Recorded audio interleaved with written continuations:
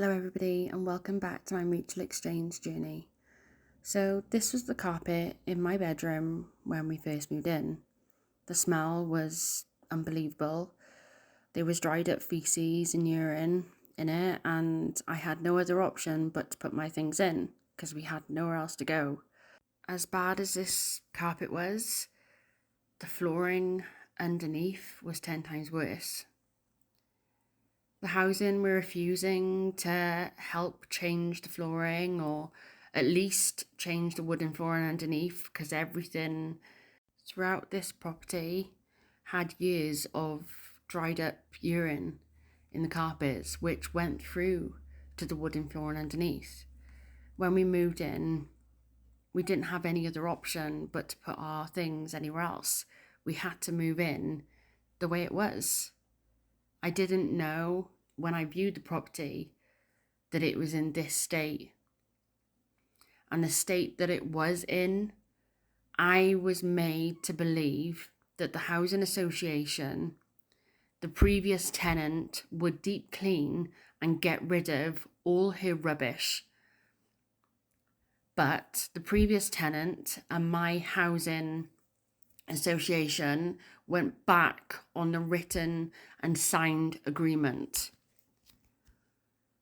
So it was left to me to deal with the disgusting mess the previous tenants had left.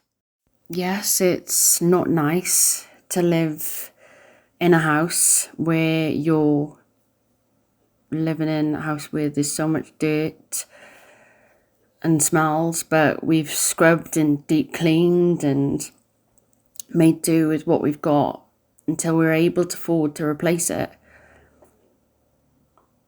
Going forward to now, I've been able to strip all these carpets. I've been able to replace myself, all the boards in this room. It's been very, very expensive, but I did it. Sometimes you just want to give up all hope when you feel like everything's against you. And especially when you're cleaning somebody else's mess, it's just like, with OCD, it's the worst I've ever gone through, to be honest. But this was me. Last week, the day before I knew all the carpets were going to be replaced, all the beams were going to be taken up, I've got a mattress in the middle of my bedroom floor, and I knew this is going to be the last day I was going to have to smell this carpet. The last day I was going to see these stinking walls, because I was going to spend a week finally stripping this bedroom. There's been a lot of sweat and tears and blood going into changing this room round, and it hasn't been nice.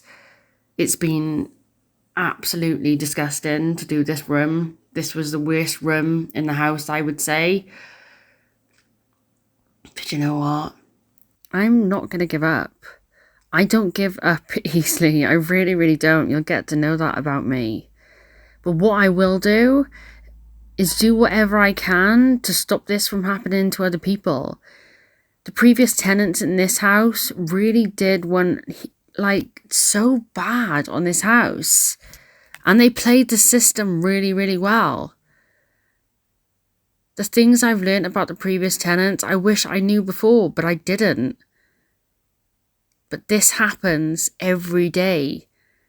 Housing associations know who their tenants are and what they're about, and they still let these mutual exchanges go through. We need to stick together and we need to shout and scream until change happens.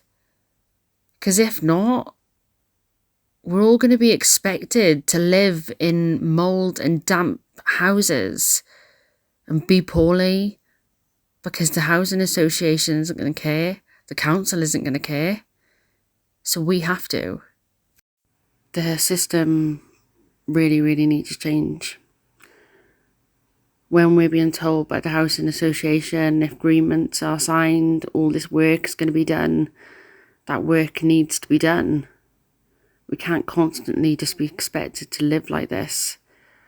I want to take the time to thank you for all the love and support you've shown to me and my boys. It truly, truly means the world. And I promise that I'm not going to be quiet, that I'm going to keep on fighting this. Bye, everybody.